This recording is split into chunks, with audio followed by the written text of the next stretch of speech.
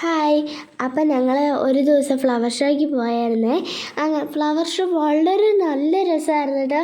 അപ്പം എനിക്ക് ഭയങ്കര ഇഷ്ടപ്പെട്ടു കേട്ടോ.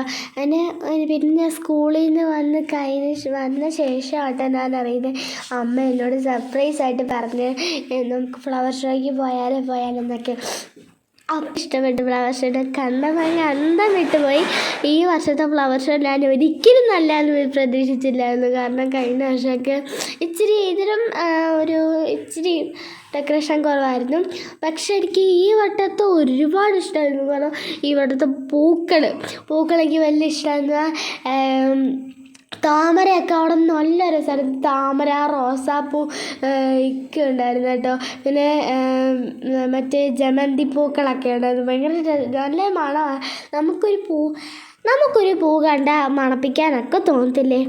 അങ്ങനെ അതേപോലെ തന്നെ എനിക്ക് മണപ്പിക്കാനൊക്കെ തോന്നി. പക്ഷേ ഒരു വലിയൊരു കാഴ്ചയായിരുന്നു ആ പൂക്കളിൻ്റെ പൂക്കൾ പടർത്തി ഇട്ടേക്കുന്ന പോലെയാണ് ഞാനായി നോക്കിയപ്പോൾ. പൂക്കൾ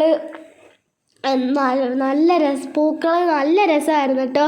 എനിക്ക് ഭയങ്കര ഇഷ്ടപ്പെട്ടു. പിന്നെ പൂക്കൾ ഇഷ്ടമുള്ളവർ ഈ വീഡിയോ മൊത്തം കാണണം, ഷെയർ ചെയ്യണം, ലൈക്ക് ചെയ്യണം.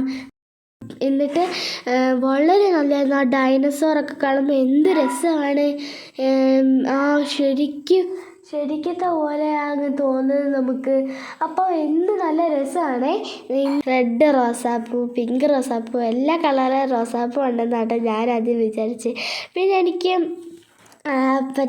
പർച്ചേസ് സ്റ്റാളുകളൊക്കെ ഉണ്ടായിരുന്നു കേട്ടോ. ഈ പൂക്കളെല്ലാം കണ്ടതിന് ശേഷം പിന്നെ പതുക്കെ സ്റ്റാളുകൾ അങ്ങോട്ട് തുടങ്ങി.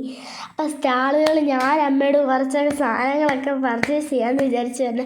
അങ്ങനെ എനിക്ക് ഒരു പേനായി BTSൻ്റെ പേനയും പെൻസിലും പിന്നെ അങ്ങനെ കുറേ സാധനങ്ങളൊക്കെ അമ്മ എനിക്ക് വാങ്ങിച്ചു തന്നു. പിന്നെ ഞങ്ങൾ അതിന് ശേഷം നല്ല രസമാണ് കേട്ടോ ഉണ്ടാക്കിയേക്കുന്നത്. ഉണ്ടാക്കിയേക്കുന്നുണ്ടോ? എന്ത് രസമാണ് ആ പൂക്കളും ഇതൊക്കെ ഡെക്കറേഷൻ ചെയ്ത് വെച്ചേക്കുന്നത്. നല്ല കണ്ടോ ആ റോസാപ്പൂവൊക്കെ ശരിക്കും പോലെയാണല്ലേ നമുക്ക് തോന്നുന്നത്. പക്ഷെ അല്ല, അത് പ്ലാസ്റ്റിക്സ് ആണ് കേട്ടോ. നൂലും കൊണ്ട് ഉണ്ടാക്കി പോവാണ്ടോ, എന്ത് രസമാണ് നോക്കിക്കേ. പിന്നെ ഇത് നമുക്ക് 80 ഉയരത്തിൽ ആദ്യം നമുക്ക് ഇതിൻ്റെ മുകളിൽ ഇരുന്ന് നമുക്ക് ഭക്ഷണം കഴിക്കാൻ